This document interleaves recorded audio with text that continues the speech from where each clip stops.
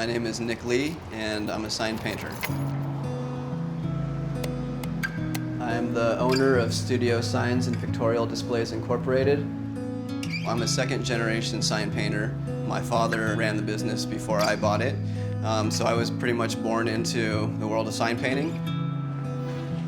The fun thing about making signs is that it's very diverse.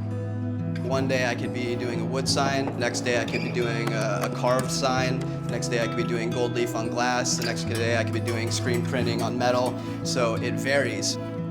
There's just so much to learn. So many different aspects of sign painting that you could spend your whole lifetime seeking more knowledge, and there'd always be more to learn.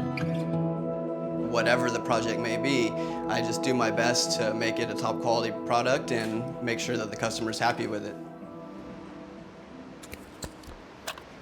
So on this one we're using 23 karat gold to gild these giant Nebuchadnezzar bottles that hold 20 standard bottles of wine. Gold leaf gilding is applying metal leaf, usually is gold. Applying leaf to something is called gilding. Gold leaf is so fine and thin that touching it with your fingers will just make it disappear from the oils on your skin. Over the years, I've made countless signs, thousands and thousands. Some of them are quick, economical signs. Maybe they're still up, maybe they're not. But then the hand-painted stuff we do and the gold leaf work, that's the type of work that is meant to last. And it's meant to give a sense of permanency. I think the resurgence in handcrafted signs is just kind of a reaction to the design world went very clean and everything was glass and white and minimalistic. And that's nice, but I think that kind of lacks that human element to it. You know, the perfect imperfections that make it attractive. I do all of the hand-painted signs for McMenamin's hotels and restaurants. Those designs are great, they're colorful and the lettering's really interesting. So pretty much any McMenamins that you go to, and you look at their big main sign, and that's something that myself or my father has painted.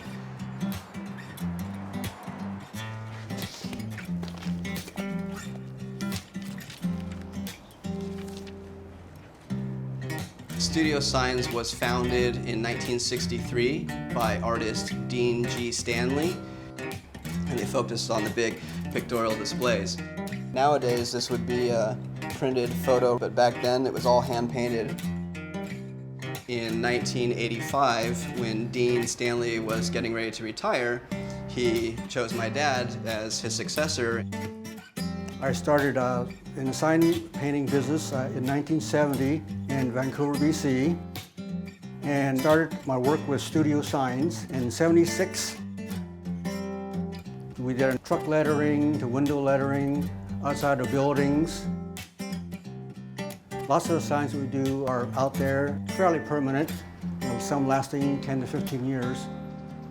We put a lot of time and effort into our work, so it's nice to have our stuff viewed for a long period of time. Over the years, I took over more of the production and learning about how to run the business, and eventually my dad was ready to retire and he said, hey, you want to buy the business and take over? So in 2018 I bought Studio Signs. He learned the craft early on, and I'm proud of him.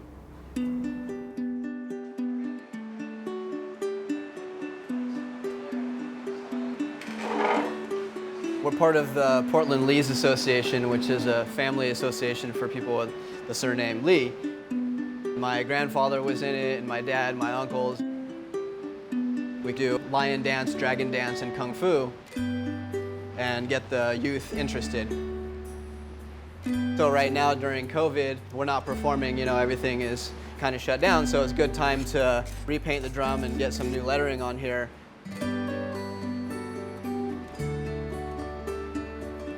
I would consider my father a true sign painter, a true sign writer.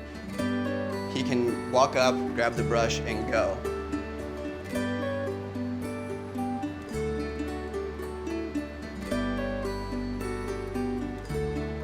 He's he's been doing it for 50 years, and so he's built the muscle memory. He understands the alphabets, the way they're supposed to look.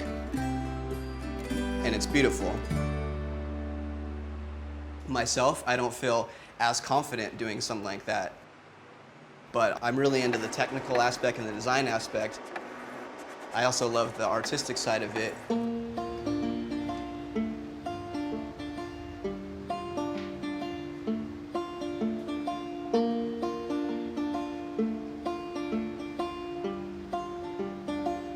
I've actually used some of these techniques to create some art pieces that I sent down to an art show that was in San Francisco called But Where Are You Really From? And it was a showcase on minority sign painters. So a couple of the pieces that I made for the show was this Bruce Lee piece here where I used liquid silver. And then this one here is another mirrored piece, and 1882 refers to the year that the United States outlawed Chinese people from coming to the United States. I was born in 1982, 100 years later, so this is kind of my tribute, saying, look at this dark history that we had, but 100 years later, and I'm a Chinese American artist, and so this is kind of my commentary on the Exclusion Act. And they asked my dad to letter a poster to promote the show, so that was pretty cool. For me, it was more satisfying for my dad to get the recognition. We need to get our brush ready. In the past, a sign painter was just a sign painter. He was just some guy who did a job. Now, with younger people who are wanting to learn, they're actually looking up to these old sign painters, kind of like, not rock stars, but they're idolized a little bit because of the skill that they have. But to have these younger people say, hey, we appreciate your work and what you've done, and we want you to actually make a poster so we can memorialize it, I think that was really cool for my dad. It's very important to me to continue the legacy of studio signs. It was started in 1963, so there's not many businesses that last for that long. And now being the third owner, I feel like there's a big responsibility for me to continue to be successful, not only for myself, but also to continue providing quality signage and informing the visual landscape with good design. My father and I are both lifelong martial artists, and in the same way that there's a lineage from teacher to student in the martial arts world, I feel there's a similar lineage with the sign shop. And so, for me to continue it on and continue the legacy, it's really important to me.